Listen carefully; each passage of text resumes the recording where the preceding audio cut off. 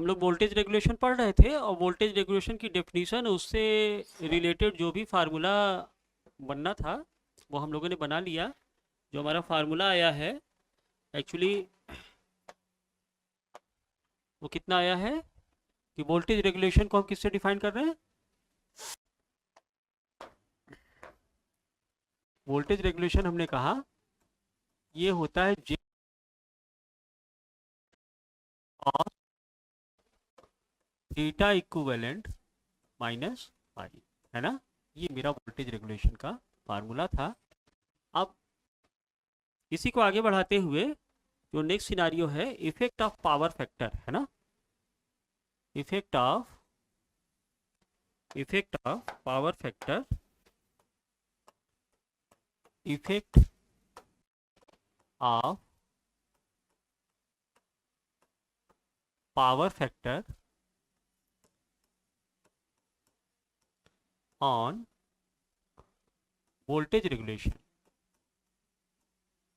Voltage regulation ये हम लोग को देखना है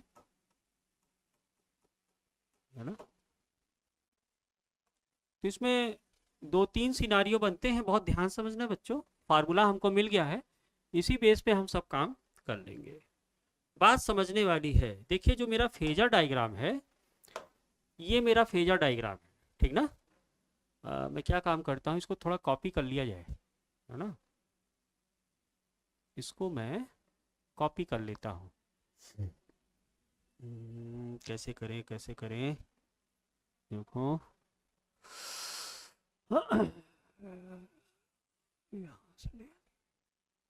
आप थोड़ा यही इसी फेजर में समझ लीजिए कि वोल्टेज रेगुलेशन किस पर डिपेंड कर रहा है, पावर फैक्टर एंगल पर डिपेंड कर रहा है ना।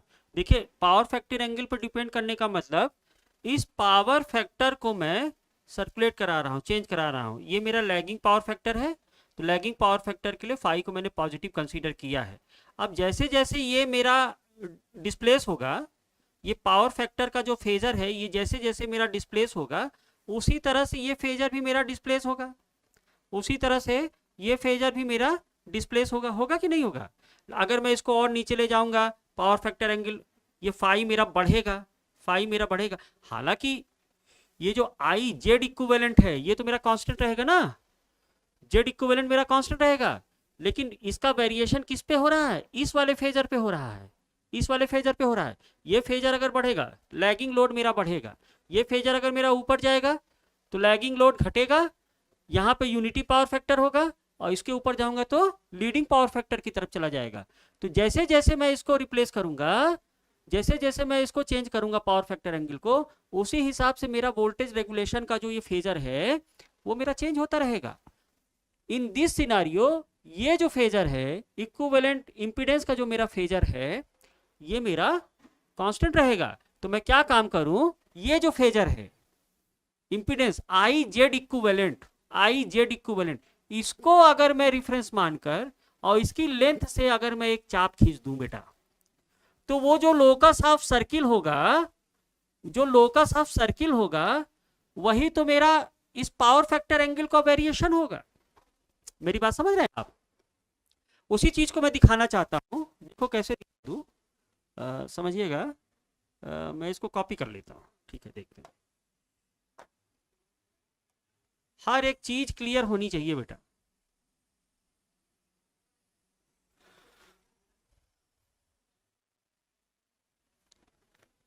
ये मैंने कॉपी कर लिया, नेक्स्ट पेज पे जाऊं।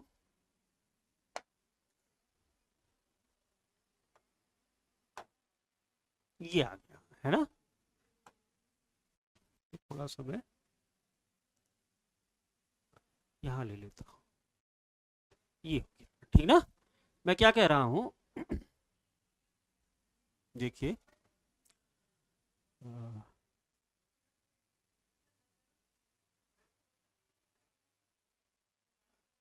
चलो बना ही लेते हैं एक, ज्यादा सही रहे। या आप इस यहीं से समझो, यहां समझ लीजिए। ये जो आई जेड इक्विवेलेंट है, आई जेड इक्विवेलेंट के लेंथ के बराबर मैं अगर एक फेजर खींचूं इस तरह से, ये एक फेजर खींचूं मैं इस तरह से, इस से जो मैं फेजर खींचूं, मेरी बात समझ रहे हैं आप? तो ये जो पाथ मिल रहा है मुझे, ये पाथ मुझे जो मिल रहा है, इस पाथ के ईच एंड एवरी पॉइंट पर, ईच एंड एवरी पॉइंट पर मुझे ये पावर फैक्टर एंगल का वेरिएशन मिलेगा ना। एक सर्किल मिलेगा मुझे बेटा, एक सर्किल मिलेगा जैसे कि ये पावर फैक्टर एंगल को वो रिप्रेजेंट करेगा। अगर मैं मान लो कि इस सर्किल के इस पॉइंट को रिप्रेजेंट करता हूं, तो ये जो पावर फैक्टर एंगल आएगा वो इस पॉइंट पे आ जाएगा, और फाई को मैं इतना कंसीडर करूंगा। अगर मैं इस पॉइंट को कंसीडर करता हूं, तो ये पावर फैक्टर एंगल यहाँ लीडिंग हो जाएगा, है ना। तो ये जो सर्किल मिल रहा है मुझे, ये जो सर्किल मिल रहा है, इसका जो पाथ बन रहा है उसी को लोकस बोलते हैं, बिंदु पथ। उसी बिंदु पथ को मैं locus of power factor angle बोलूंगा, locus of power factor angle बोलूंगा। आई थिंक ये चीज समझ में आई होगी, है ना। तो इसी को ध्यान में रखते हुए ये जो पाथ मिल रहा है, ये पावर फैक्टर एंगल का वेरिएशन रिप्रेजेंट करेगा। कैसे किया मैंने, फिर से एक बार समझ लो। ये मेरा पावर फैक्टर एंगल है, तो ये पावर फैक्टर एंगल का वेरिएशन किस तरह से होगा, अगर मैं आई जेड इक्विवेलेंट को रेफरेंस मानकर इसकी लेंथ के अकॉर्डिंग इस बी से मैं एक चाप खींचूं, तो मुझे एक सर्किल मिलेगा। ये जो पाथ ऑफ सर्किल होगा, ये इधर भी जाएगा बेटा, है ना। तो ये जो पाथ ऑफ द सर्किल होगा, यही पावर फैक्टर एंगल का लोकस कहलाएगा। और डिफरेंट डिफरेंट लोकस के लिए मुझे लैगिंग लोड, यूनिटी लोड और लीडिंग लोड के लिए वोल्टेज रेगुलेशन का वेरिएशन देखना है। तो इसमें तीन कंडीशन अराइजेज आते हैं, तीन कंडीशन मैं देखूंगा, मेरा मेन फोकस उसी पे होगा। देखो मैं क्या कह रहा हूं, पहला चीज क्या है, maximum voltage regulation. Maximum voltage regulation कब होगा,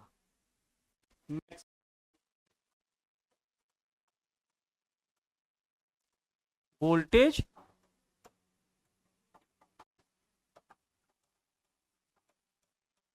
रेगुलेशन, मैक्सिमम वोल्टेज रेगुलेशन कब होगा। देखो आपके पास वोल्टेज रेगुलेशन का फार्मूला क्या है, समझो इस चीज को।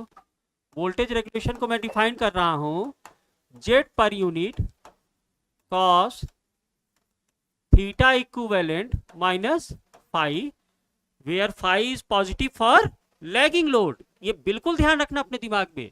तो इस फार्मूला में मैक्सिमम वोल्टेज रेगुलेशन कब आ सकता है भाई, मैक्सिमम वोल्टेज रेगुलेशन कब होगा। देखो अगर इस फार्मूला में cos theta equivalent minus phi की वैल्यू यूनिटी हो जाए, 1 हो जाए, तो मुझे मैक्सिमम वोल्टेज रेगुलेशन मिल जाएगा। मैक्सिमम वोल्टेज रेगुलेशन कब होगा, जब इस cos का वैल्यू 1 होगा ना। तो क्या होगा, for maximum voltage regulation we are for देखो सब कुछ क्लियर हो रहा है, वी आर मैक्सिमम, मैक्सिमम उसके लिए क्या होना चाहिए, cos theta equivalent minus phi, इसका वैल्यू 1 होना चाहिए। और cos 0 डिग्री का मान 1 होता है बेटा, तो मैं इसको कह सकता हूं यही बराबर होगा cos 0 डिग्री के। तो इससे मुझे क्या मिल जाएगा, theta equivalent minus phi is equal to 0, या मैं कह सकता हूं कि phi is equal to theta equivalent, phi is equal to theta equivalent. क्या मतलब हुआ इसका, इसका मतलब यह हुआ कि जब पावर फैक्टर एंगल का मान, पावर फैक्टर एंगल की जो वैल्यू है, अगर वो थीटा इक्विवेलेंट के बराबर हो जाए, और क्या पॉजिटिव आ रहा है कि नेगेटिव आ रहा है, फाई की वैल्यू पॉजिटिव आ रही है कि नेगेटिव आ रही है, पॉजिटिव आ रही है, यानी मैक्सिमम वोल्टेज रेगुलेशन हमको कहां मिलेगा, लैगिंग पावर फैक्टर पे मिलेगा, because phi is positive for lagging power factor load. ये पहले ही मेरा फार्मूला से मिल रहा है ना, तो फाई की वैल्यू पॉजिटिव है, तो phi is equal to theta equivalent पे मुझे मैक्सिमम वोल्टेज रेगुलेशन की कंडीशन मिल रहा है। इसको हम लोग फेजर डायग्राम से भी समझ सकते हैं। फेजर डायग्राम क्या समझे, देखो मुझे मैक्सिमम वोल्टेज रेगुलेशन चाहिए, मैक्सिमम वोल्टेज रेगुलेशन चाहिए, तो मैंने क्या किया, इस मैक्सिमम वोल्टेज रेगुलेशन, क्योंकि ये मेरा इनपुट वोल्टेज है और ये OA मेरा आउटपुट वोल्टेज है बेटा, OA मेरा आउटपुट वोल्टेज है। अगर इस पावर फैक्टर कर्व के आप सिनारियो को देखो तो मैक्सिमम वोल्टेज रेगुलेशन मुझे यहां पे मिलना चाहिए ना, इस पॉइंट पे। जरा इस पॉइंट को कंसीडर कीजिए, इस पॉइंट को कंसीडर कीजिए, इस पॉइंट को कंसीडर कीजिए। इसी पॉइंट पर ये जो वोल्टेज रेगुलेशन होगा, इसमें इनपुट वोल्टेज का मान इस पॉइंट पर जाएगा, तो यही तो मेरा मैक्सिमम वोल्टेज रेगुलेशन की कंडीशन आएगी। मतलब इनपुट वोल्टेज का मान इस पॉइंट से ज्यादा नहीं हो सकता, इस पॉइंट से ज्यादा नहीं हो सकता। और ये पॉइंट मुझे कब मिलेगा, ये पॉइंट मुझे कब मिलेगा बेटा, जब फाई की वैल्यू इस थीटा इक्विवेलेंट के बराबर हो जाए। यानी ये जो थीटा इक्विवेलेंट है, इंपीडेंस एंगल है, ये फाई लैग करके थीटा इक्विवेलेंट के बराबर आ जाए, तो मुझे मैक्सिमम वोल्टेज रेगुलेशन की कंडीशन मिल जाएगी। इसी को मैं फेजर से दिखाना चाहता हूं।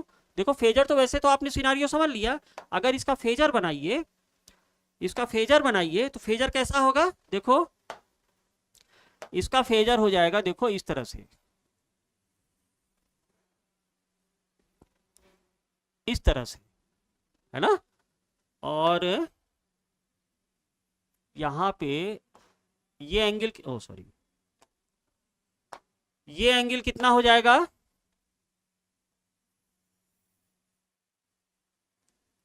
और इसी के सेम फेज में, सेम फेज में ये वाला एंगल होगा ना, ये वाला एंगल। देखो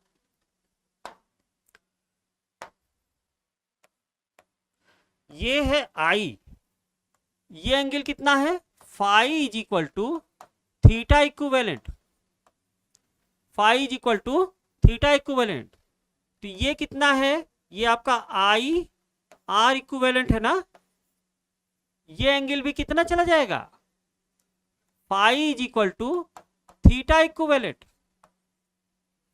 तो ये जो फेजर होगा, ये तो है पॉइंट आपका ए, इसको आप कुछ मान लो कि पी मान लेते हो, पी मान लेते हो।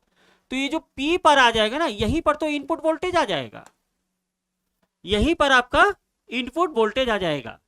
इस इनपुट वोल्टेज पर, यानी ये जो ओपी डिस्टेंस है, ये मैक्सिमम वोल्टेज रेगुलेशन की कंडीशन दिखाएगा। इससे ज्यादा वोल्टेज रेगुलेशन नहीं मिल सकता। अब वो कब मिलेगा, जब phi is equal to theta equivalent हो जाए, phi is equal to theta equivalent हो जाए। और वो लैगिंग पावर फैक्टर लोड पर होगा बेटा। देखो लैगिंग पावर फैक्टर लोड पर ही तो आ रहा है। आपने पावर फैक्टर को उस कंडीशन पे लाए जहां पे मैक्सिमम वोल्टेज रेगुलेशन मिल रहा है। तो मैक्सिमम वोल्टेज रेगुलेशन आपका कब मिल रहा है बेटा, phi is equal to theta equivalent पे। तो थोड़ा सा मैं कैलकुलेशन की तरफ फिर जाता हूं। देखो ये है मैक्सिमम वोल्टेज रेगुलेशन का कंडीशन, क्या है, फॉर मैक्सिमम वोल्टेज रेगुलेशन, ये मेरा कंडीशन बन गया। क्लियर। अब मैक्सिमम वोल्टेज रेगुलेशन होगा कितना, वी आर मैक्स। देखो इस फार्मूला में आपने cos theta equivalent minus phi की वैल्यू क्या कर दिया, 1 कर दिया। तो मैक्सिमम वोल्टेज रेगुलेशन कितना होगा, उसका पर यूनिट इंपीडेंस, यानी किसके बराबर आएगा, jet per unit, jet per unit. आप समझे।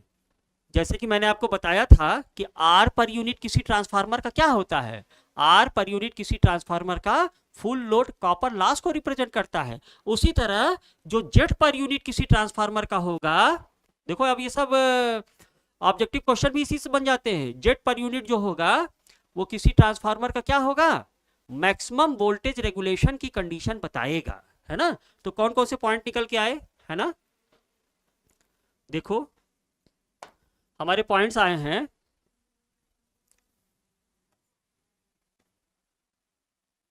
ये सब नोट करते चलो बेटा, है ना। पहला point, for maximum voltage regulation, maximum voltage regulation क्या होना चाहिए, पाई का जो मान है वो थीटा इक्विवेलेंट के बराबर होना चाहिए। और थीटा इक्विवेलेंट की वैल्यू लगभग कितनी है, 80 डिग्री है, 80 डिग्री है ना। it is obtained at lagging power factor,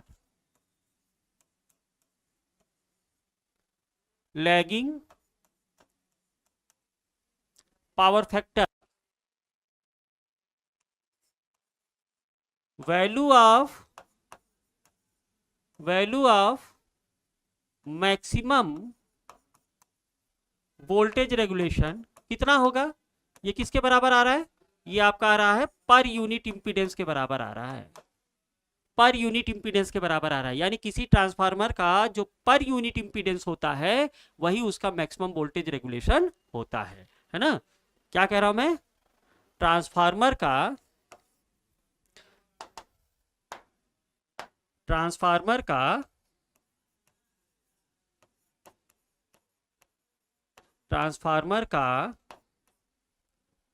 jet per unit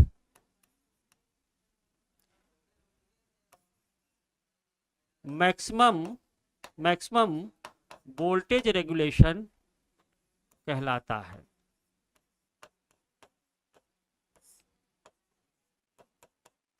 अच्छा, ये जो मैक्सिमम वोल्टेज रेगुलेशन आया है, अगर मैं आपसे पूछूं कि ये अप्रॉक्सीमेट वैल्यू है कि एग्जैक्ट वैल्यू है, तो आप क्या बोलोगे। यानी कि ये जो वैल्यू आपने लिया है जेट पर यूनिट, ये अप्रॉक्सीमेट वैल्यू है कि एग्जैक्ट आएगा, इतना ही आएगा वोल्टेज रेगुलेशन मैक्सिमम के केस में, है ना। तो ध्यान रहे कि ये एग्जैक्ट वैल्यू है। क्यों एग्जैक्ट वैल्यू है, क्योंकि आपने इसमें कोई अप्रॉक्सीमेशन तो नहीं लिया ना बेटा, इसमें आपने कोई अप्रॉक्सीमेशन लिया क्या, अप्रॉक्सीमेशन के लिए आपने कंडीशन ये लिया है कि delta is nearly equal to 0, और यहां पे exact delta is equal to 0 है। मैक्सिमम वोल्टेज रेगुलेशन कब मिल रहा है, जब डेल्टा का मान एग्जैक्टली रियल में 0 है। तो यहां पे हमको मानना क्या है, यहां पे तो एक्चुअल में डेल्टा 0 है, हेयर डेल्टा इज 0। क्या कह रहा हूं, नेक्स्ट पॉइंट जो आपका बनता है, चौथा पॉइंट मैक्सिमम वोल्टेज रेगुलेशन के लिए, या हेयर क्या लिखोगे आप, डेल्टा का वास्तविक मान, डेल्टा का वास्तविक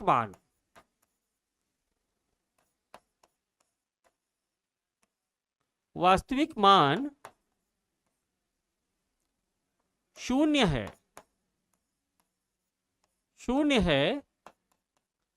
अतः ट्रांसफार्मर का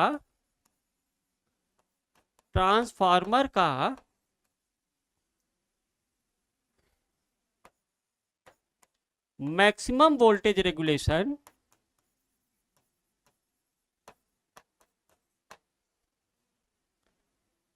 जेट पर यूनिट, यही तो आ रहा है ना, वास्तविक होगा। ये अप्रॉक्सीमेशन नहीं है बेटा, वास्तव में मैक्सिमम वोल्टेज रेगुलेशन आपको कितना मिलने वाला है, जेट पर यूनिट के बराबर मिलना है, वास्तविक होगा। तो अगर अब आपसे कोई पूछे कि ट्रांसफार्मर में मैक्सिमम वोल्टेज रेगुलेशन कितना होता है, आप तुरंत कहिए कि जो उसका जेट पर यूनिट होगा वही उसका मैक्सिमम वोल्टेज रेगुलेशन होगा, और ये रियल में होगा, इससे ज्यादा नहीं होगा।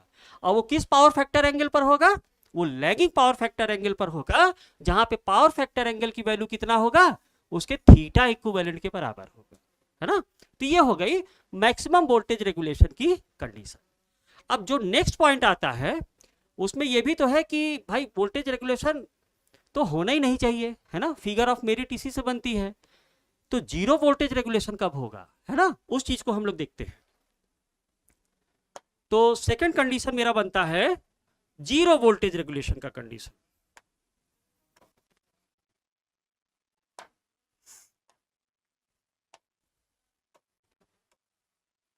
जीरो वोल्टेज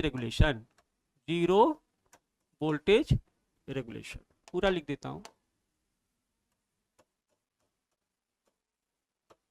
वोल्टेज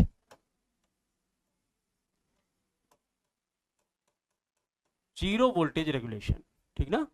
अब जीरो वोल्टेज रेगुलेशन कब होगा, आप जानते हो कि वोल्टेज रेगुलेशन है Z per unit cos theta equivalent minus phi, where phi is positive for lagging load, phi is positive for lagging load. तो आप ये देखो कि जीरो वोल्टेज रेगुलेशन कब होगा, जीरो वोल्टेज रेगुलेशन कब होगा, जब cos theta equivalent minus phi की वैल्यू जीरो हो जाए। इस फार्मूला में जीरो वोल्टेज रेगुलेशन कब मिलेगा, जब cos theta equivalent minus phi की वैल्यू क्या हो जाए, जीरो हो जाए। इसका मतलब क्या हुआ, मैं कह रहा हूं कि cos थीटा इक्विवेलेंट, सब कुछ सामने है बेटा, cos theta equivalent minus phi, इसकी वैल्यू जीरो हो जाए तो cos 90 डिग्री की वैल्यू जीरो होती है, तो आप इसको कहोगे cos 90 डिग्री। तो आपको क्या मिल जाएगा यहां से, theta equivalent minus phi is equal to 90 degree, या पावर फैक्टर की वैल्यू यहां से क्या आ जाएगी, phi is equal to theta equivalent minus 90 degree. अब यहां पे बहुत ध्यान से देखिएगा, phi is equal to theta equivalent minus 90 होना चाहिए, तो phi is equal to theta equivalent minus 90 degree पर वोल्टेज रेगुलेशन जीरो हो जाएगा। लेकिन जरा मुझे बताओ कि थीटा इक्विवेलेंट माइनस 90 डिग्री की वैल्यू कितनी होगी, बहुत ध्यान से समझना। थीटा इक्विवेलेंट आपने वह सिनारियो में देखा है ना कि थीटा इक्विवेलेंट का जो मान है ये लगभग 80 डिग्री आता है, 80 डिग्री आता है। तो आप थीटा इक्विवेलेंट की जगह पे जरा 80 डिग्री रख के देखो, तो यहां से आपको फाई कितना मिल जाएगा, फाई मिल जाएगा minus 10 degree, minus 10 degree, minus 10 degree क्या, लैग। मानते हो कि नहीं मानते हो इस चीज को, because phi is positive for lagging power factor. तो कैलकुलेशन से यहां फाई की वैल्यू माइनस 10 डिग्री मिल रहा है, और फाई को हमने लैगिंग कंसीडर किया है, फाई को हमने लैगिंग कंसीडर किया है, लेकिन यहां पे वैल्यू क्या मिल रही है, नेगेटिव मिल रही है। तो अगर मैं इसको 10 डिग्री लैग ना कह के, 10 डिग्री लैग ना कह के अगर मैं इसको कह दूं 10 डिग्री लीड, तो ये नेगेटिव साइन हट जाएगा ना, ये नेगेटिव साइन मेरा हट जाएगा। यानी लीडिंग पावर फैक्टर पे, वो भी अप्रोक्सीमेटली कितना, 10 डिग्री पर, 10 डिग्री पर, phi is equal to 10 degree lead पर मुझे वोल्टेज रेगुलेशन का वैल्यू कितना मिलने वाला है, जीरो मिलने वाला है। मतलब उस कंडीशन में कोई वोल्टेज रेगुलेशन नहीं होगा, और वो कहां होगा, एट लीडिंग पावर फैक्टर होगा। कहां होगा, एट लीडिंग पावर फैक्टर होगा। यानी मैं इस फार्मूला में, ये किसके लिए आया है, ध्यान देना, ये किसके लिए आया है, ये जो एंगल आया है ये लैगिंग एंगल है, ये लैगिंग एंगल है, क्योंकि फाई इज पॉजिटिव, ये फाई की वैल्यू पॉजिटिव है ना, जब थीटा इक्विवेलेंट माइनस 20 रख रहा हूं तो फाई मेरा पॉजिटिव है, and phi is positive for lagging, lagging power factor. तो इसको मैं ऐसे भी तो लिख सकता हूं कि phi is equal to 90 degree minus theta equivalent. अब ये लैगिंग एंगल क्या हो जाएगा, इसको मैं कह दूंगा लीड। तो लीडिंग पावर फैक्टर वो भी कितना, 90 degree minus theta equivalent, phi की वैल्यू कितना हो जाए, 90 degree minus theta equivalent lead पर मुझे वोल्टेज रेगुलेशन की वैल्यू क्या मिल जाएगी, वोल्टेज रेगुलेशन की वैल्यू जीरो मिल जाएगी। This is the condition for zero voltage regulation. अच्छा, इसी चीज को अगर मैं फेजर से दिखाना चाहूं, इसी चीज को अगर मैं फेजर से दिखाना चाहूं तो देखो कैसे बनाऊंगा फेजर, देखो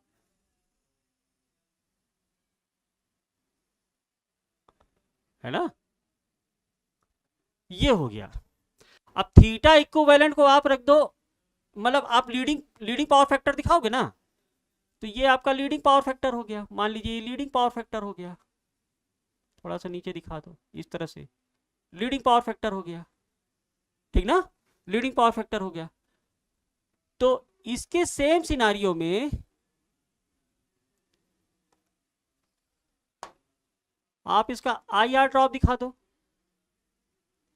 IR ड्रॉप दिखा दो, ठीक ना बेटा। और यहां से इसको 90 डिग्री रिप्लेस करा दो, ये इसको आप 90 डिग्री रिप्लेस करा दीजिए।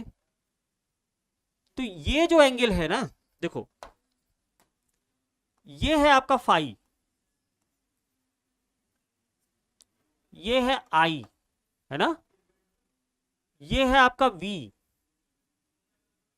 है ना, और ये है आपका I R equivalent. This angle is also phi and this angle is 90 degree, 90 degree. इसको और इससे मिला दो, इसको आप इससे मिला दीजिए,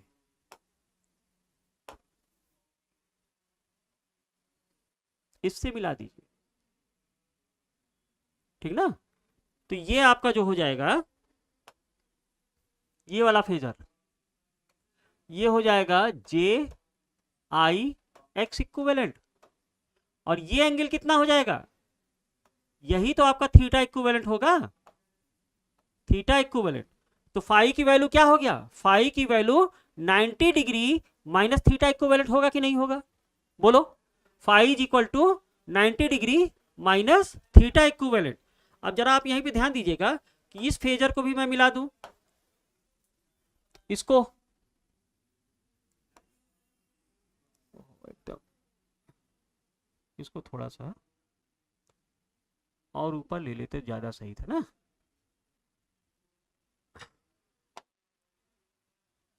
ये थोड़ा सा मिस एक में ही आ जा रहा है, ओवरलैप कर जा रहा है, आप यहां से दिखा दो,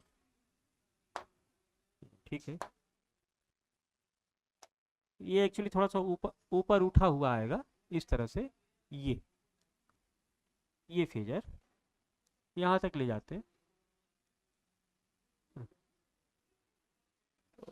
थोड़ा सा इसको फेजर सही बनाना पड़ेगा, देखिएगा आप लोग। ये था ना, इसी को आप थोड़ा सा बढ़ा दो तो सही हो जाएगा, ये वाला ना, ये फेजर ऊपर तक ले जाओ, आप ऊपर तक ले जाओ, है ना। अब इसको आप इससे मिला दीजिए, तब भी सही है, समझाने के लिए है। तो ये आपका हो जाएगा, अब इसको मिला दीजिए, आप इसको मिला दीजिए, ठीक ना। तो ये हो जाएगा आपका इनपुट वोल्टेज, ये है आपका आई आर इक्विवेलेंट, ये हो जाएगा जे आई एक्स इक्विवेलेंट, ये एंगल कितना हो जाएगा, थीटा इक्विवेलेंट, देखो, और ये एंगल है आपका phi, this angle is 90 degree, this angle is 90 degree, बात समझ रहे हैं। ये आपका इनपुट वोल्टेज है, ये आपका इनपुट वोल्टेज है, बात समझ रहे हैं। तो फाई इज इक्वल टू क्या मिल गया यहाँ पे, phi is equal to theta equivalent, theta equivalent 90 degree minus theta equivalent lead. Phi की वैल्यू यहाँ क्या आ रही है, देखो ना, phi is equal to 90 degree minus theta equivalent, कैसा एंगल है ये, लीडिंग टाइप का है।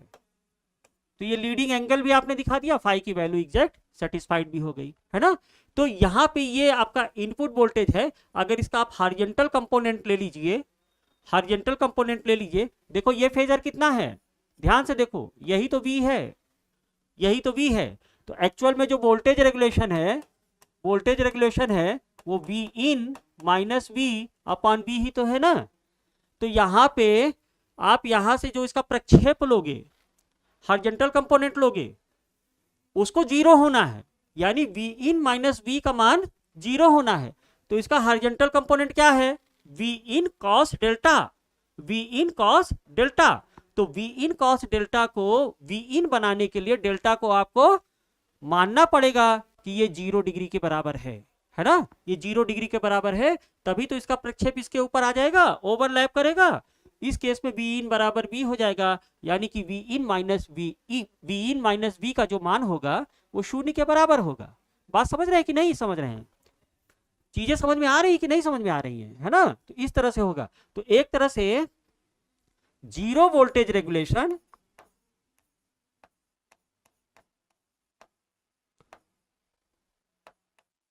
या आप इसको कह सकते हैं phasor diagram for zero voltage regulation. क्या कहेंगे? Phasor diagram for phasor diagram for zero voltage regulation. आप इसको अप्रॉक्सीमेट भी कह सकते हैं,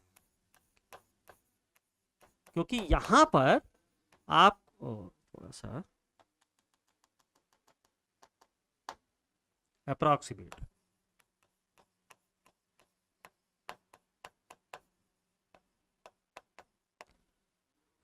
अप्रॉक्सीमेट क्यों? क्योंकि यहाँ पे V in is equal to V बनाने के लिए डेल्टा को आपको मानना पड़ा कि वो 0 डिग्री है, तभी तो ये चीज होगा V in minus V is equal to 0, है ना? तो ये फेजर डायग्राम हो गया जीरो वोल्टेज रेगुलेशन का, जीरो वोल्टेज रेगुलेशन का। तो जीरो वोल्टेज रेगुलेशन के केस में आपने क्या क्या चीजें दिखी? पहला सिनारियो आपका आएगा phi is equal to 90 degree minus theta equivalent पर, है ना? ये पहला पॉइंट बनेगा। और ये कौन सा एंगल होगा? लीडिंग एंगल पर जीरो वोल्टेज रेगुलेशन मिलेगा, है ना? दूसरा पॉइंट क्या होगा? दूसरा पॉइंट क्या है कि यह अप्रॉक्सीमेट वैल्यू देगा, अप्रॉक्सीमेट मान होगा, अप्रॉक्सीमेट मान होगा। क्लियर? तो ये हो गया जीरो वोल्टेज रेगुलेशन का कंडीशन। नेक्स्ट आपका आता है मिनिमम वोल्टेज रेगुलेशन कब होगा? ध्यान दो,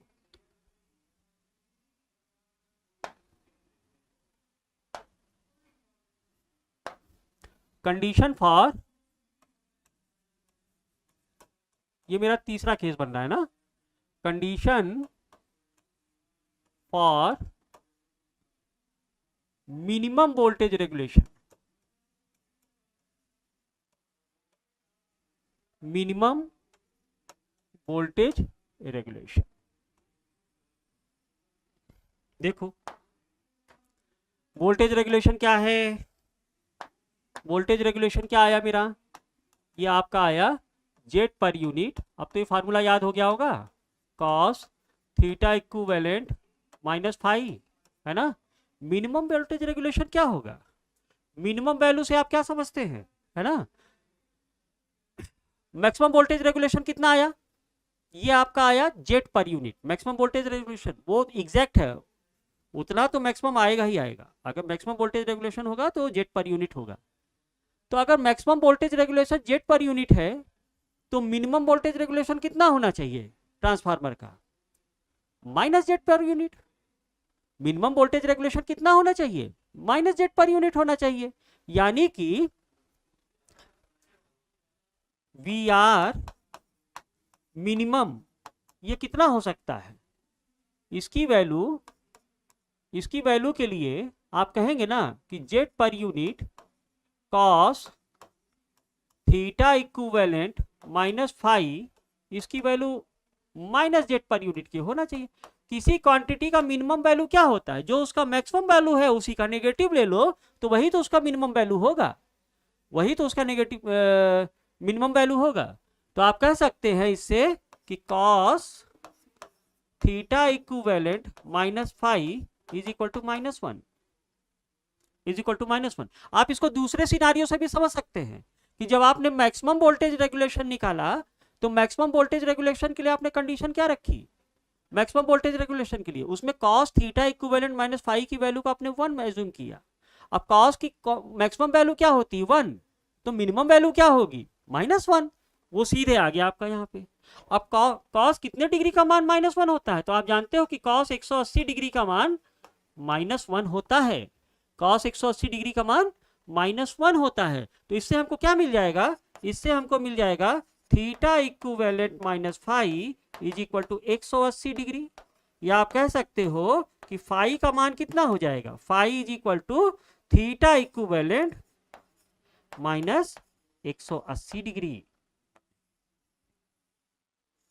अब थीटा का अप्रोक्सीमेट वैल्यू कितना है, 80 डिग्री।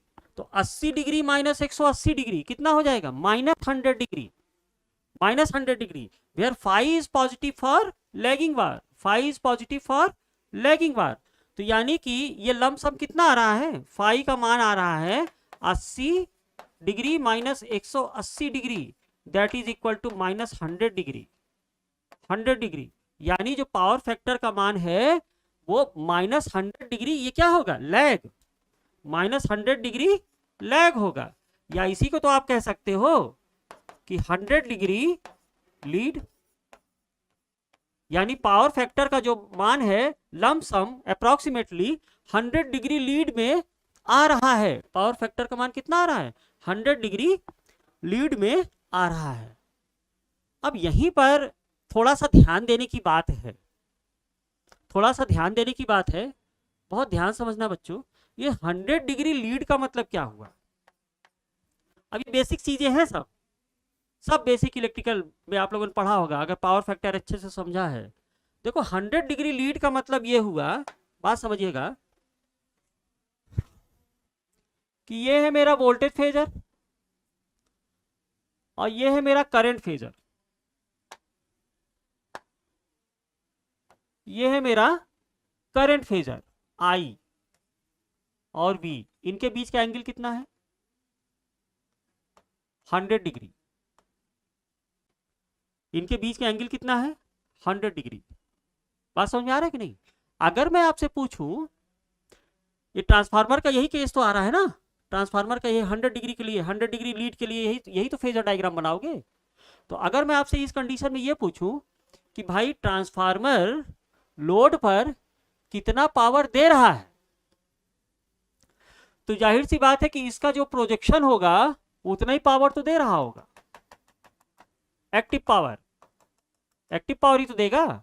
अब एक्टिव पावर फेजर से ही समझ लो, एक्टिव पावर क्या आ रहा है, इसका पॉजिटिव आ रहा है कि नेगेटिव आ रहा है। इससे जो एक्टिव पावर आ रहा है वो पॉजिटिव आ रहा है कि नेगेटिव आ रहा है। देखो नेगेटिव फेजर चला जा रहा है, प्रक्षेप इसका नेगेटिव साइड आ रहा है, यानी नेगेटिव पावर आ रहा है। आप वैल्यू रख के भी देख सकते हो, एक्टिव पावर क्या हो जाएगा, V I cos of 100 degree.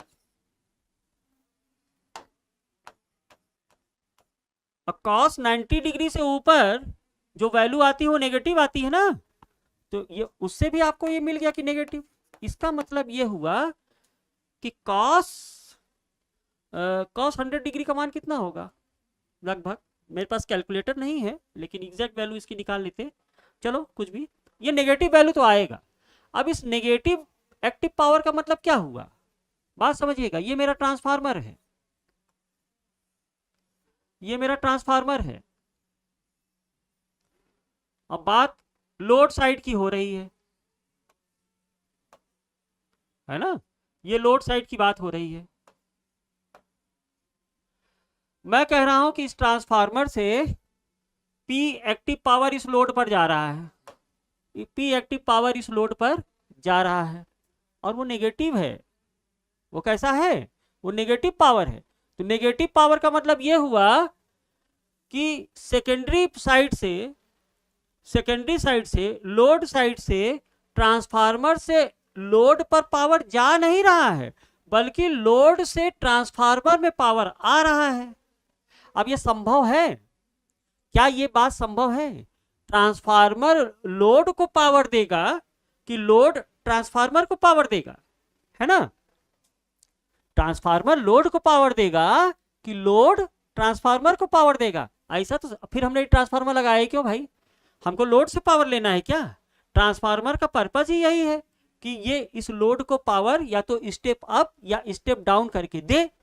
ये तो लोड से पावर लेने का काम कर रहा है इस वर्स्ट सिनारियो में। कब, जब 100 डिग्री लीडिंग मिला, जब 100 डिग्री लीडिंग मिला तो क्या करेंगे हम, यहां पे थोड़ा सा रुकने की बात यह है कि अब हम अगर इसको, इस एंगल को 90 डिग्री कर दें, मान ले कि ये 90 डिग्री लीड कर रहा है, तो उस कंडीशन में कम से कम इतना तो नहीं होगा ना कि ट्रांसफार्मर लोड से पावर ले। जब 90 डिग्री लीड कर दोगे तो P इज इक्वल टू क्या हो जाएगा, P is equal to V I cos of 90 degree हो जाएगा। यानी इस केस में एक्टिव पावर 0 हो जाएगा। यानी मतलब ट्रांसफार्मर ये बता देगा भैया कि हम लोड से पावर लेंगे नहीं और ना ही कोई पावर देंगे, हम इस हालत में नहीं है कि हम आपको कुछ पावर दें। ये चीज तो मानी जा सकती है, लेकिन लोड से पावर ये ले, ये चीज तो बिल्कुल ऑप्शनल है, ऐसा तो हो ही नहीं सकता है। तो इस केस में मिनिमम वोल्टेज रेगुलेशन के केस में ये जो 180 डिग्री हमने एंगल माना है ना, कि इस कंडीशन में मिनिमम वोल्टेज रेगुलेशन होगा, यहां पे ये थोड़ा सा कंट्राडिक्ट कर देता है हमारे कंडीशंस को। तो हम मान लेंगे कि जो थीटा इक्विवेलेंट माइनस फाई है ना, ये थीटा इक्विवेलेंट माइनस फाई ना होके पूरा ये एंगल ही आपका 90 डिग्री हो जा रहा है। 90 डिग्री के केस में कम से कम ये कोई पावर लोड को न दे तो नहीं रहा है ना, कम से कम 0 पावर दे रहा है ना। तो ये तो कंडीशन वैलिड है। तो हम ये पूरे सिनारियो को क्या मान लेंगे कि जो फाई की वैल्यू है, फाई की वैल्यू अप्रोक्सीमेटली 90 डिग्री कंसीडर कर लो। और वो कौन सा एंगल होगा भाई, ये मिल तो रहा है लीडिंग पावर फैक्टर एंगल पर, उसको तो आप नहीं बदल सकते ना। तो फाई की जो वैल्यू होगी वो लीड होगी, अप्रोक्सीमेटली कितना होगा, 90 डिग्री लीड होगा। क्लियर ना। तो यहां पे ये बात चलेगी, मिनिमम वोल्टेज रेगुलेशन की कंडीशन में क्या आएगा, phi is equal to 90 degree lead, phi is equal to 90 degree lead. और ये कैपेसिटिव लोड के लिए ही होगा। लीडिंग का मतलब क्या हुआ, कैपेसिटिव लोड, है ना। तो अगर इसको मैं फेजर से समझूं, इसको अगर मैं फेजर से समझूं तो देखो,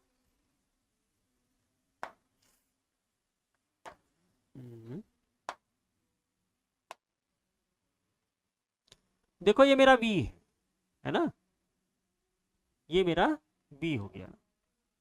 V से 90 डिग्री लीड करेगा, V से 90 डिग्री लीड कर रहा है करंट, तो ये इसका IR ड्रॉप हो जाएगा, ये इसका IR ड्रॉप हो जाएगा। और ये क्या हो जाएगा, IX ड्रॉप।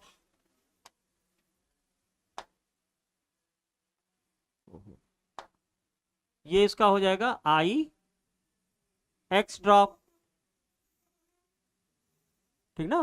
मान लीजिए इतना आता है, ठीक ना। तो ये जो लाइन होगी यही इसका इनपुट वोल्टेज होगा।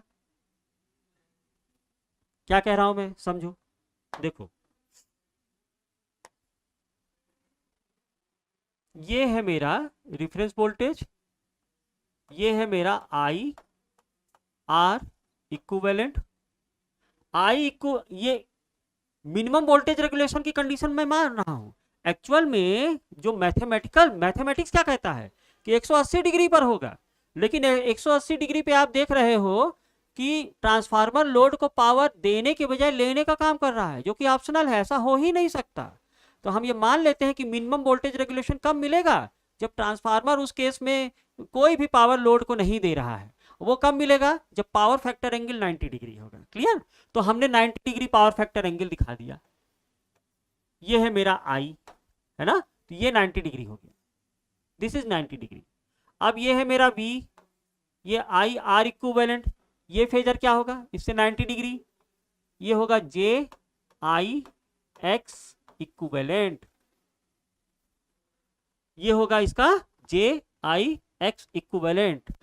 और ये क्या होगा, यही मेरा हो जाएगा इन सब का phasor sum, that is input voltage, that is input voltage. अब यहां से आप एक क्या कर दो, एक प्रक्षेप डाल दो, परपेंडिकुलर डाल दो,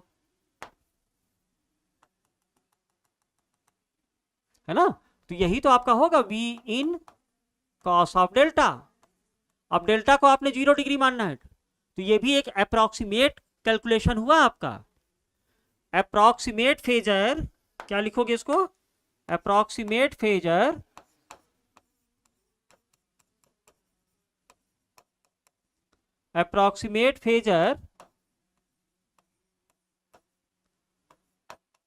for minimum voltage regulation,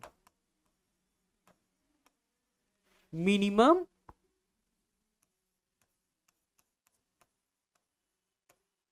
voltage regulation. Very important, एक एक टर्म्स को आप बहुत बारीकी से समझिए, कठिन नहीं है, थोड़ा सा लॉजिक है कि भाई ट्रांसफार्मर लोड से पावर नहीं लेगा, है, ट्रांसफार्मर लोड को पावर दे सकता है, लोड से पावर ले नहीं सकता, है ना। तो ये कंडीशन हो गई मिनिमम वोल्टेज रेगुलेशन की। अब मिनिमम वोल्टेज रेगुलेशन होगा कितना, देखो इसमें क्या क्या कंडीशन निकली। पहला कंडीशन निकला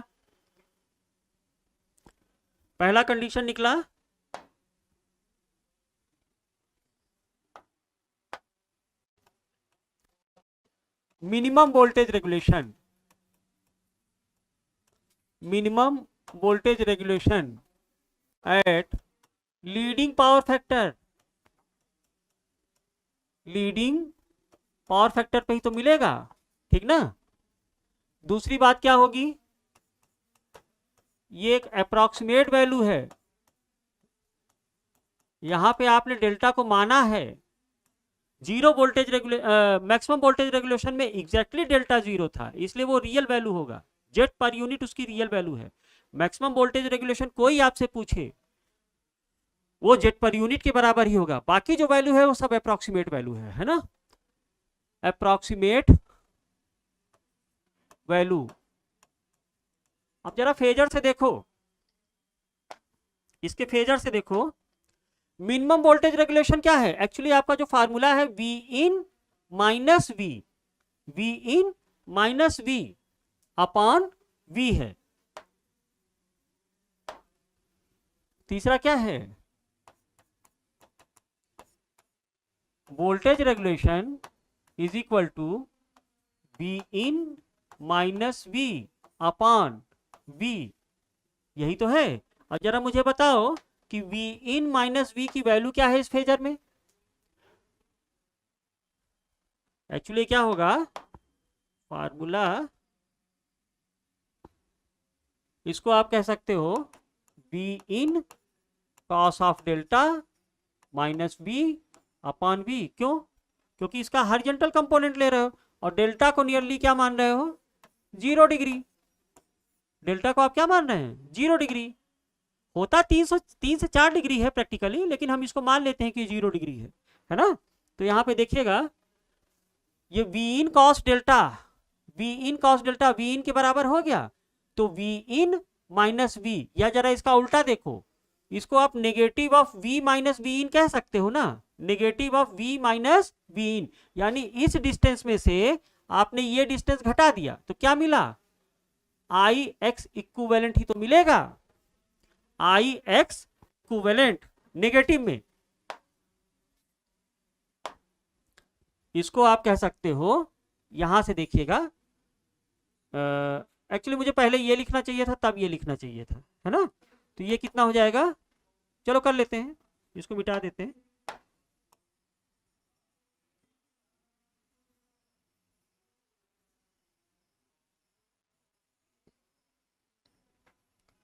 वोल्टेज रेगुलेशन क्या है, V in cos of delta minus B upon V, है ना। तो इसको आप लिखोगे V in minus V upon V, इसको आप लिखेंगे negative of V minus V in upon V, और यही आपका हो जा रहा है I X equivalent upon V. या आप इसको लिख सकते हो I rated X equivalent upon V rated. Negative में ना, ये सब नेगेटिव वैल्यू है, तो इसी को तो आप एक्स पर यूनिट कहते हो, तो minus x per unit. Minimum voltage regulation कहां मिलेगा, मिनिमम वोल्टेज रेगुलेशन की वैल्यू कितनी होगी, minus of x per unit. Minimum voltage regulation की वैल्यू कितना हो गया, minus of x per unit, है ना। तो इन सिनारियो से आप दिखा सकते हैं डिफरेंट वोल्टेज रेगुलेशन का। अब इसी चीज को आप ग्राफिकली भी दिखा सकते हैं, इसी चीज को आप ग्राफिकली भी दिखा सकते हैं। बुक्स में अच्छी अच्छी किताबों में इसको ग्राफिकली भी दिखाया गया है, तो थोड़ा सा इसको समझो, इसको ग्राफिकली कैसे दिखाया जाएगा। सर देखिए, देखो इसका ग्राफ बनाता हूं मैं।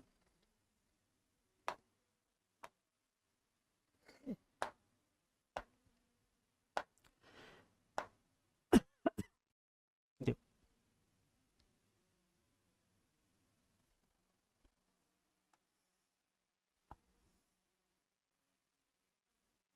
7 ये आ गया ना, इसको मैं वाइट कलर से दिखाता हूँ।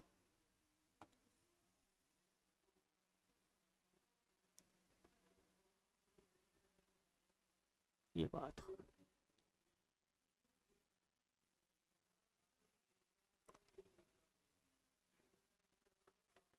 ये हो गया ना।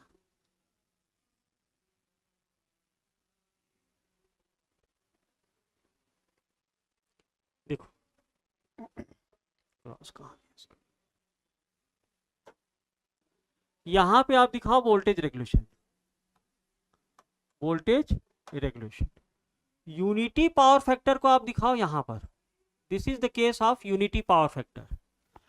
और एक सिनारियो यहाँ जाएगा यूनिटी पावर फैक्टर से राइट, और एक सिनारियो आपका जाएगा यूनिटी पावर फैक्टर से लेफ्ट।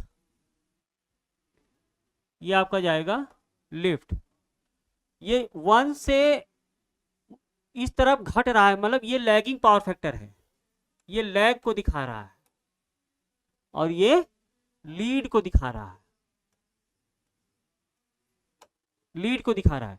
कहने का मतलब ये है कि ये है यूनिटी पावर फैक्टर 1, 1 से आप गए मान लो 0.5 हो गए, 0.5, उसके बाद मान लो आपका ये 0 पावर फैक्टर हो गया, 0 पावर फैक्टर। तो ये यहाँ लेफ्ट टू राइट आपका लैगिंग पावर फैक्टर घट रहा है। उसी तरह यहाँ पे 0.5 लीड होगा, उसी तरह यहाँ पे 0 लीड होगा। मतलब यूनिटी पावर फैक्टर से जब आप लेफ्ट जा रहे हैं तो लीडिंग पावर फैक्टर आपका घट रहा है, और यूनिटी पावर फैक्टर से जब आप राइट जा रहे हो तो लैगिंग पावर आपका डिक्रीज कर रहा है।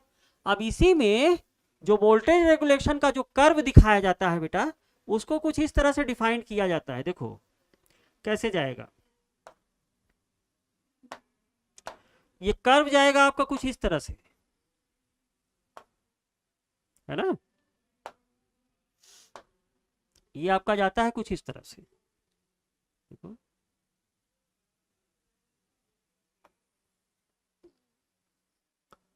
ये,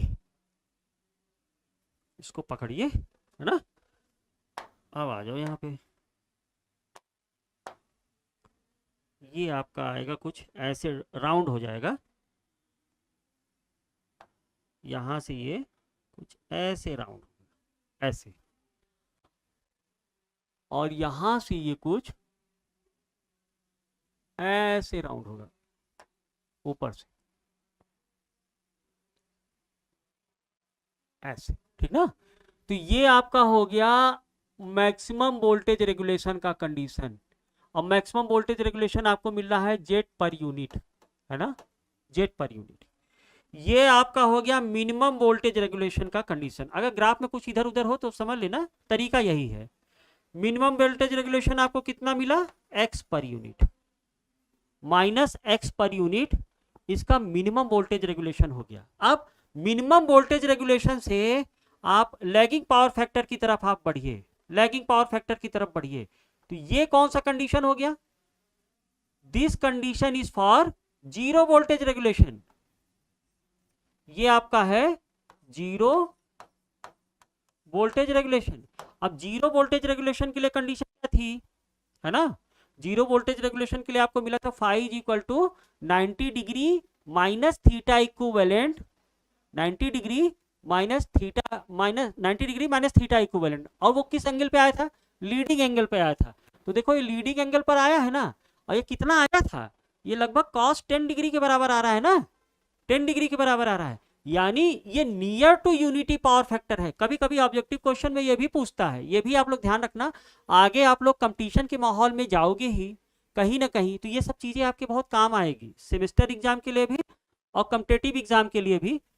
कि ये जो पूछ लेता है ना कि जो जीरो वोल्टेज रेगुलेशन मिलता है ये किसके नजदीक मिलता है, तो आप ध्यान रखिएगा कि ये यूनिटी पावर के नजदीक मिलता है। और यूनिटी पावर से कुछ कम होता है और वो लीडिंग इन नेचर होगा, लीडिंग पावर फैक्टर पे ही मिलेगा। तो कई तरह के क्वेश्चन बनते हैं यहाँ पे। एक्चुअली इसका जो लमसम वैल्यू आता है जो cos 10 डिग्री कितना होगा, लगभग ये 0.92 से 0.95 के करीब आता है। 0.92 से 95, मतलब आप कह सकते हैं कि 0.95 लीड है पावर फैक्टर की वैल्यू यहाँ पर, है ना। ये कौन सा कंडीशन है, ये यूनिटी पावर फैक्टर की कंडीशन है। अब यूनिटी पावर फैक्टर कंडीशन पे आपको वोल्टेज रेगुलेशन कुछ मिलेगा। यूनिटी पावर फैक्टर पे आप ये ना समझ लेना कि जीरो हो जाए, जीरो तो लीडिंग पावर फैक्टर पे हो रहा है। This is the case of unity power factor load. अब यूनिटी पावर फैक्टर लोड में आप जानते हो कि वोल्टेज रेगुलेशन का मान कितना है, ये है आपका जेट पर यूनिट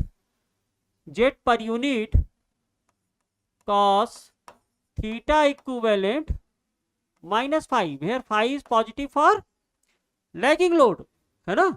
तो Z per unit cos theta equivalent -5 unity power factor के लिए कितना हो जाएगा, थीटा ये कितना हो जाएगा, 5 इक्वल टू थीटा इक्विवेलेंट ही आएगा ना, 5 इक्वल टू थीटा इक्विवेलेंट पे आएगा। थीटा इक्विवेलेंट कितना आ जाएगा, 5 इक्वल टू थीटा इक्विवेलेंट आ रहा है ना यूनिटी पावर फैक्टर पे, है ना। तो ये देख लेना, ये आपका केस है यूनिटी पावर फैक्टर का, यूनिटी पावर फैक्टर का। और ये आपका मैक्सिमम वोल्टेज रेगुलेशन का केस हो गया, इसको तो आप जान ही गए हो, है ना। ये आपका मैक्सिमम वोल्टेज रेगुलेशन का केस आ गया। देखो यहीं पे आप देखिएगा, ये जो एंगल बना रहा है ना ये वाला, देखो ध्यान से देखो,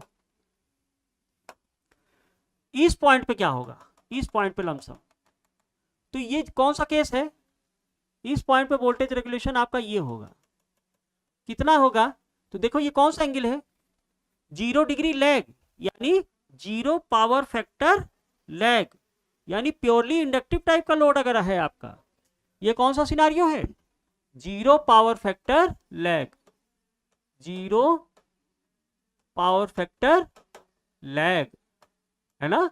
तो इस कंडीशन में 0 पावर फैक्टर लैग का मतलब ये हुआ कि जो वोल्टेज रेगुलेशन हो जाएगा आपका, वोल्टेज रेगुलेशन हो जाएगा jet per unit cos theta equivalent -5 की जगह पे क्या रख दोगे, लैगिंग लोड के लिए, प्योरली लैगिंग लोड के लिए 5 इक्वल टू 90 डिग्री ही होगा ना। तो थीटा इक्विवेलेंट -90, यानी ये आपका हो जाएगा jet per unit sine theta cos theta equivalent -90 क्या हो जाएगा, sine theta equivalent, sine theta equivalent. तो जेड साइन थीटा इक्विवेलेंट क्या हो जाएगा, जेड आर एक्स थीटा। तो जेड साइन थीटा इक्विवेलेंट आपका एक्स पर यूनिट नहीं होगा, इसको आप एक्स पर यूनिट लिखो। तो 0 पावर फैक्टर लैगिंग पर जो वोल्टेज रेगुलेशन का मान होगा वो +x पर यूनिट होगा। और मिनिमम वोल्टेज रेगुलेशन कब होगा, this is minimum voltage regulation and this is maximum voltage regulation, है ना। तो इस तरह से आप वोल्टेज रेगुलेशन को ग्राफिकली भी दिखा सकते हैं। वोल्टेज रेगुलेशन को क्या होगा, ग्राफिकली भी आप ड्रॉ कर सकते हैं। याद रहे तो अच्छी बात है, भूल जाओ तो और अच्छी बात है ना। लेकिन मेरा मानना है कि आपने वोल्टेज रेगुलेशन को बहुत अच्छे से समझा होगा, है ना। तो ये अभी इसमें कई चीजें बची हैं बेटा।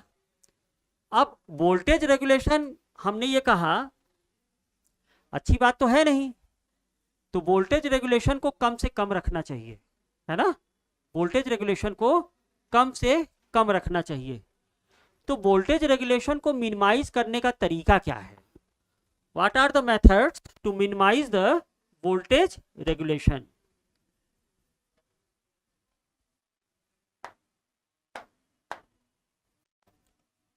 Methods to minimize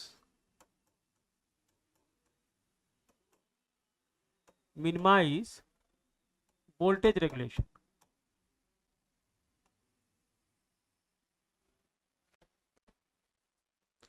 क्वेश्चन पूछेगा कि वोल्टेज रेगुलेशन को कम करने के लिए कौन कौन से उपाय किए जा सकते हैं, है ना। तो देखो, आप देख रहे हैं कि वोल्टेज रेगुलेशन आप जो डिफाइन कर रहे हो, वोल्टेज रेगुलेशन इसको आप डिफाइन कर रहे हैं, इसका फार्मूला है Z per unit cos theta equivalent -5, ठीक ना भाई। तो जेट पर यूनिट क्या है, जेट पर यूनिट को आप R per unit plus J X per unit लिख सकते हो कि नहीं लिख सकते हो? बिल्कुल लिख सकते हो बेटा। यानी कि वोल्टेज रेगुलेशन को कम कराने के लिए अगर आप उसका रेजिस्टेंस, और ये एक्स पर यूनिट क्या है, पर यूनिट क्या है, x per unit, x per unit आपका पर यूनिट लीकेज रिएक्टेंस है। जो सीरीज में जो इंपिडेंस आया वो क्या है भाई, लीकेज रिएक्टेंस ही तो है। यानी कि आप वोल्टेज रेगुलेशन को कम कराने के लिए, बहुत ध्यान समझना, वोल्टेज रेगुलेशन को कम कराने के लिए आप क्या कम कराइए, जेट पर यूनिट की वैल्यू कम कराइए। अब जेट पर यूनिट को आपको कम करना है, जेट पर यूनिट को कम करना है, तो ये कैसे कम किया जा सकता है, आर पर यूनिट को आप कम कराइए एंड एक्स पर यूनिट को भी तो आप कम कराइए। अब वोल्टेज रेगुलेशन का जो इंजीनियर होगा ना, वो इस बात पे ध्यान नहीं करेगा, आर पर यूनिट की बात सोचेगा ही नहीं। क्यों नहीं सोचेगा? क्योंकि आर पर यूनिट से तो हमको लॉसेस मिल रहे हैं, आई स्क्वायर आर लॉसेस मिल रहे हैं। तो आर पर यूनिट की चिंता वोल्टेज रेगुलेशन का इंजीनियर नहीं करेगा, ये एफिशिएंसी का इंजीनियर करेगा, क्योंकि लॉसेस डायरेक्ट इफेक्ट है एफिशिएंसी से। तो वोल्टेज रेगुलेशन कम करने के लिए ये तो आपका एफिशिएंसी इंजीनियर वैल्यू को ऑप्टिमाइज कर चुका होगा। मैं ऑप्टिमाइज वर्ड ले रहा हूं, मिनिमम मैक्सिमम की वैल्यू नहीं ले रहा हूं कि आर की वैल्यू इतना मिनिमम। जो भी ऑप्टिमाइज सोल्यूशन है, जो भी बेस्ट पॉसिबल सोल्यूशन हो सकता है, वो आपका efficiency engineer R per unit की वैल्यू को लेकर कर चुका होगा। वोल्टेज रेगुलेशन इंजीनियर को क्या काम कराना है, उसके लीकेज रिएक्टेंस को कम से कम कराना है। लीकेज रिएक्टेंस की वैल्यू जितना कम होगी, वोल्टेज रेगुलेशन का मान उतना ही कम मिलेगा। तो फाइनली हमारा डिसीजन क्या हुआ कि वोल्टेज रेगुलेशन को कम से कम रखने के लिए, कम से कम रखने के लिए, कम से कम रखने के लिए हमें ट्रांसफार्मर के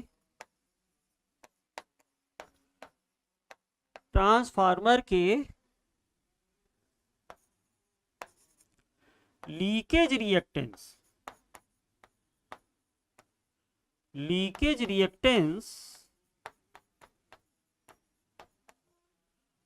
रिएक्टेंस को कम से कम रखना पड़ेगा, कम से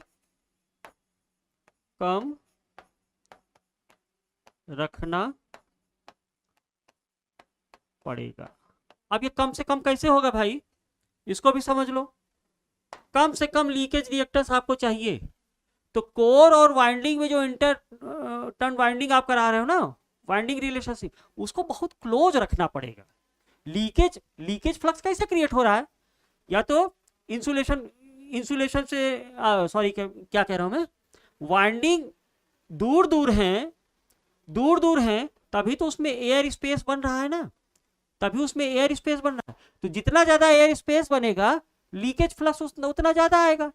तो winding should have tightly close to each other, चाहे वो लो वोल्टेज वाइंडिंग हो, चाहे वो हाई वोल्टेज वाइंडिंग हो, इसीलिए आप देखते हैं कि ट्रांसफार्मर की जब मैन्युफैक्चरिंग की जाती है तो उसमें एक लिंब पे लो वोल्टेज वाइंडिंग, दूसरे लिंब पे हाई वोल्टेज वाइंडिंग, ऐसे नहीं किया जाता। एक ही लिंब पे लो वोल्टेज वाइंडिंग भी होती है और एक ही लिंब पर हाई वोल्टेज वाइंडिंग भी दे दी जाती है। अब उसका जो भी रेशो प्रोपोर्शन होगा जनरली हाफ हाफ सेक्शन कर दिया जाता है। एक लिंब पर लो वोल्टेज और हाई वोल्टेज वाइंडिंग की परिधि लगाई जाती है ना। और वो उसको बहुत क्लोज टाइट होना चाहिए। तो पहला रीजन तो ये हो गया कि winding should be very tightly closed. Winding इसके लिए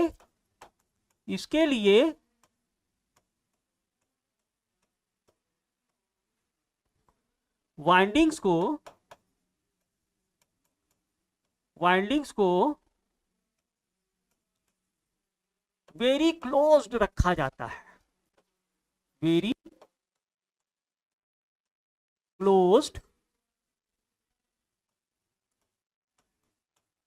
रखा जाता है ना। अब मैंने जब मैंने पहला लेक्चर बताया था तो मैंने आपको बताया था कि कोर टाइप और शेल टाइप ट्रांसफार्मर होता है ड्यू टू वाइंडिंग और core structure. Core type transformer और शेल टाइप ट्रांसफार्मर, इसको सिंगल फेज भी बना सकते हैं, 3 फेज ट्रांसफार्मर भी ले सकते हैं।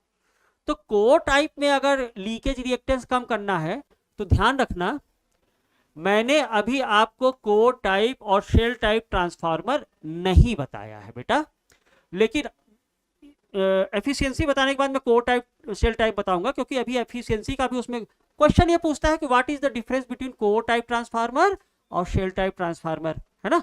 तो वोल्टेज रेगुलेशन में अभी मैं कुछ पॉइंट लिखा दे रहा हूं, शायद आपको कम समझ में आए, है ना।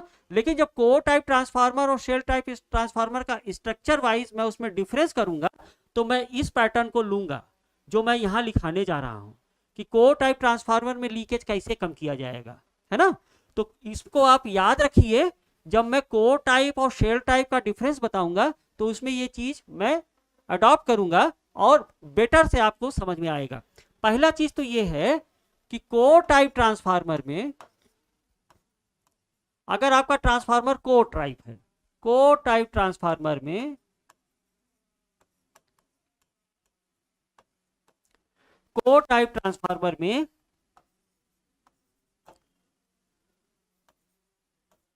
विंडो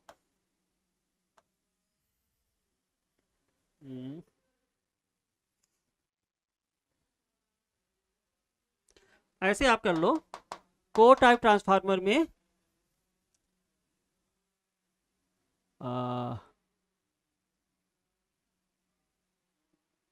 लिंब की हाइट बढ़ाकर लिंब की हाइट बढ़ाकर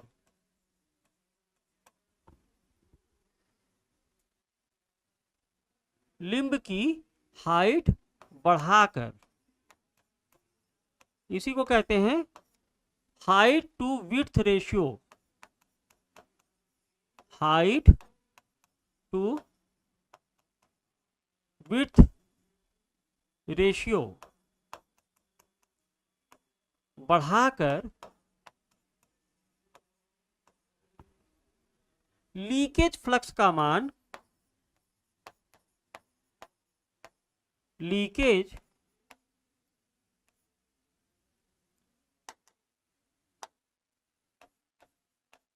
फ्लक्स का मान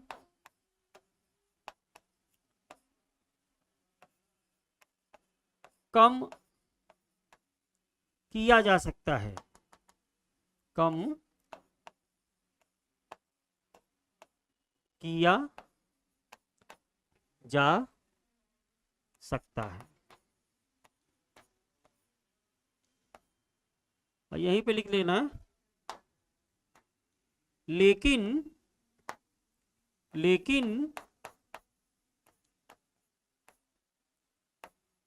यह एक लिमिट तक संभव है। एक्चुअली जो इसका हाइट टू विड्थ रेशियो होता है, ये 0.3 to 0.4 होता है, मतलब 4:1 का या 3:1 का अनुपात है। इससे ज़्यादा आप विंडो हाइट नहीं बढ़ा सकते। इससे ज़्यादा अगर आप विंडो हाइट बढ़ाएंगे तो ट्रांसफार्मर आपका डैमेज हो सकता है ना, गिर सकता है ना। तो atmospheric condition, due to atmospheric condition कारण। तो कोर टाइप ट्रांसफार्मर में लीकेज फ्लक्स कराने का ये तरीका है।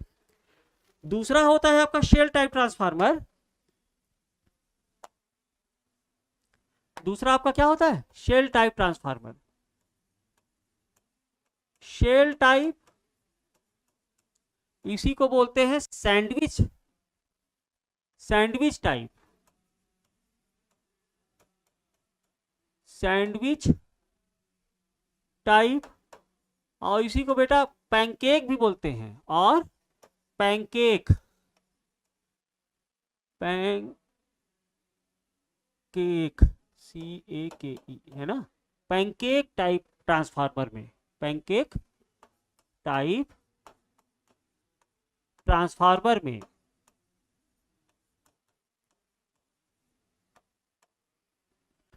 ध्यान रखिए कि core type transformer winding surrounded the core होता है, और shell type transformer core surrounded the winding होता है ना। तो इसमें सैंडविच, कोर की स्लाइसिंग करा के हमको पतली पतली पट्टियां लगाई जाती हैं, इसीलिए इसको सैंडविच टाइप और पैनकेक टाइप वाइंडिंग कहा जाता है।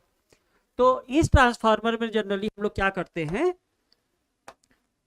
कि कोर के ट्रांसफार्मर में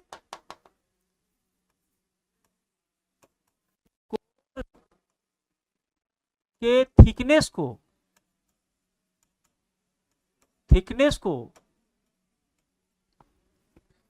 एडजस्ट करके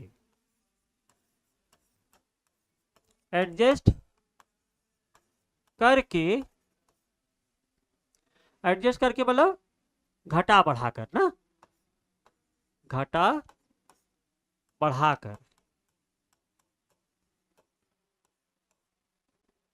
हम लीकेज फ्लक्स का मान, लीकेज फ्लक्स का मान कम कर सकते हैं। तो ये तो बात हो गई कोर टाइप और शेल टाइप की। एक मैंने आपको बताया था पावर ट्रांसफार्मर और डिस्ट्रीब्यूशन ट्रांसफार्मर, है ना। तो पावर ट्रांसफार्मर क्या होता है? पावर ट्रांसफार्मर मेरा वो ट्रांसफार्मर है जो मैं ट्रांसमिशन सिस्टम में यूज करता हूं। अब ट्रांसमिशन सिस्टम जो है मेरा, या तो वो हाई वोल्टेज पे काम करेगा या तो करेगा ही नहीं। पावर ट्रांसफार्मर मेरा क्या है? या तो वो हाई वोल्ट फुल लोड पे काम करेगा या तो करेगा ही नहीं, क्योंकि उसमें तो मुझे पावर को केवल ट्रांसमिट कराना है बेटा, है ना। फुल लोड वोल्टेज पे, रेटेड वोल्टेज पे वो काम करेगा, अन्यथा नहीं करेगा। तो वहां पे वोल्टेज, हाई वोल्टेज लेवल की रिक्वायरमेंट ज्यादा है। तो लीकेज फ्लक्स का पावर ट्रांसफार्मर पे कोई ऐसा विशेष इफेक्ट नहीं पड़ता है। जबकि डिस्ट्रीब्यूशन क्या ट्रांसफार्मर क्या है? डिस्ट्रीब्यूशन ट्रांसफार्मर मेरे वेरिएबल लोड पर डिपेंडेंट करता है, और ये माना गया है कि डिस्ट्रीब्यूशन ट्रांसफार्मर अप्रॉक्स 70% लोड को निर्भर करता है, जिससे कि इसकी एफिशिएंसी लगभग 50% से भी कम होती है ना। तो यहाँ पे लीकेज मायने रखता है, लीकेज मायने रखता है। तो पावर ट्रांसफार्मर में जो लीकेज है ये अप्रोक्सीमेटली 0.15 पर यूनिट तक वहन है, लेकिन डिस्ट्रीब्यूशन ट्रांसफार्मर के लिए हमको लीकेज रिएक्टेंस का मान कम से कम रखना पड़ेगा। और प्रैक्टिकली ये देखा गया है कि डिस्ट्रीब्यूशन ट्रांसफार्मर के लिए इसका जो मान होता है वो 0.015 पर यूनिट तक होता है ना। तो इसको भी आप कहीं नोट कर लीजिए। बाकी जब पावर ट्रांसफार्मर और डिस्ट्रीब्यूशन ट्रांसफार्मर बताऊंगा, छोटा सा पॉइंट है तो उसको भी देख लिया जाएगा। तो पावर ट्रांसफार्मर क्योंकि फुल लोड पे चल रहा है या नहीं चल रहा है, ट्रांसफार्मर में लीकेज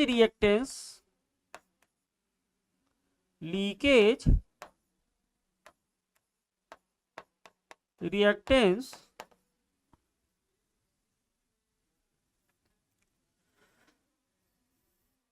मायने नहीं रखता है, नहीं रखता है,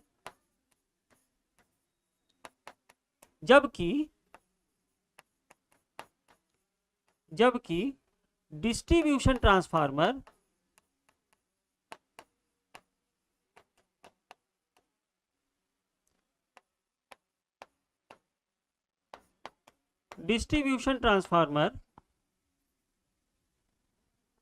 यहीं पे कर दूं,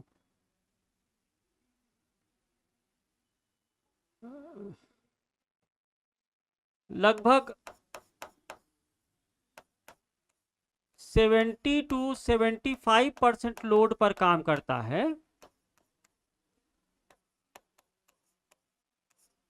लोड पर कार्य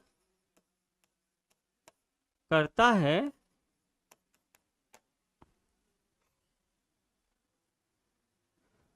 इस प्रकार डिस्ट्रीब्यूशन ट्रांसफार्मर, डीटी का मतलब है यहां पे डिस्ट्रीब्यूशन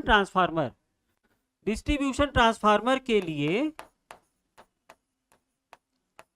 एक्स पर यूनिट कितना लेते हैं हम लोग, 0.015, इससे ज्यादा नहीं बढ़ेंगे, पर यूनिट होना चाहिए। जबकि पावर ट्रांसफार्मर के लिए, पीटी का मतलब है पावर ट्रांसफार्मर के लिए एक्स पर यूनिट का मान कितना होना चाहिए, 0.15 पर यूनिट, लगभग 10 गुना तक रख सकते हैं हम डिस्ट्रीब्यूशन ट्रांसफार्मर से, है ना।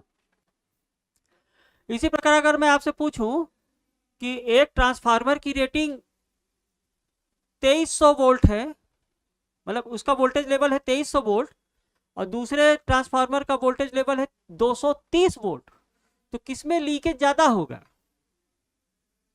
किसमें लीकेज ज्यादा हो सकता है जी। तो ध्यान रखना कि जिसका वोल्टेज लेवल ज्यादा है उसमें लीकेज ज्यादा होगा। क्यों भाई, उसका वोल्टेज स्ट्रेस ज्यादा हो गया ना, मतलब उसका इंसुलेशन लेवल ज्यादा मोटा होगा।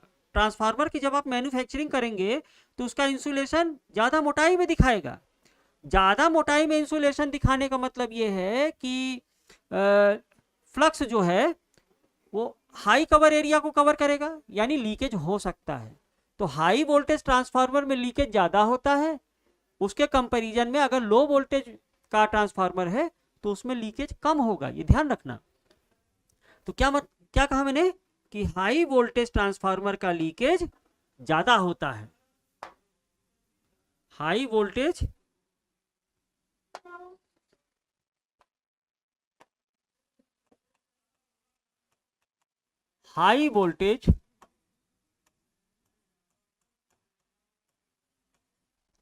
ट्रांसफार्मर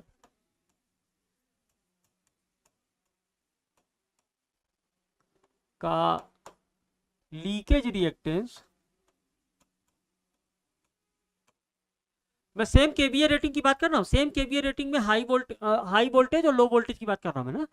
तो हाई वोल्टेज ट्रांसफार्मर का लीकेज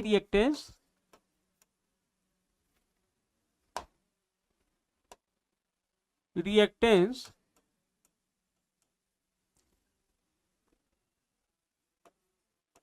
लो वोल्टेज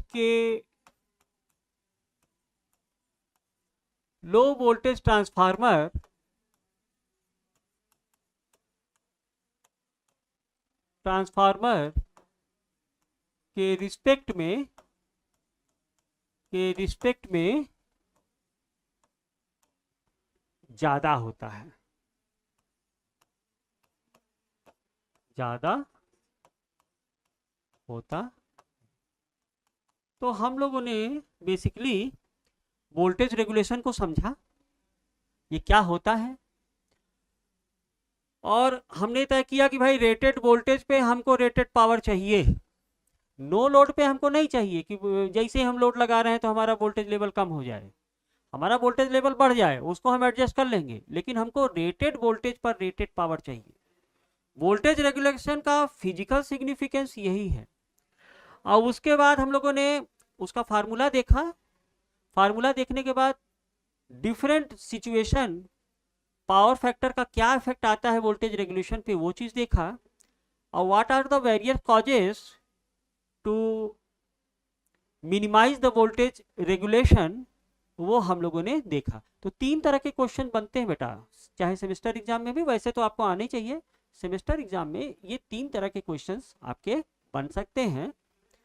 बाकी नेक्स्ट लेक्चर में हम लोग लॉसेस पढ़ेंगे, ट्रांसफार्मर में कौन कौन से लॉसेस होते हैं। लॉसेस पढ़ने के बाद एफिशिएंसी पढ़ेंगे, देन कोर टाइप और शेल टाइप ट्रांसफार्मर हम लोग जानेंगे कि क्या होता है ना। तो आज के वीडियो लेक्चर में इतना ही, नेक्स्ट लेक्चर में हम लोग मिलते हैं। धन्यवाद।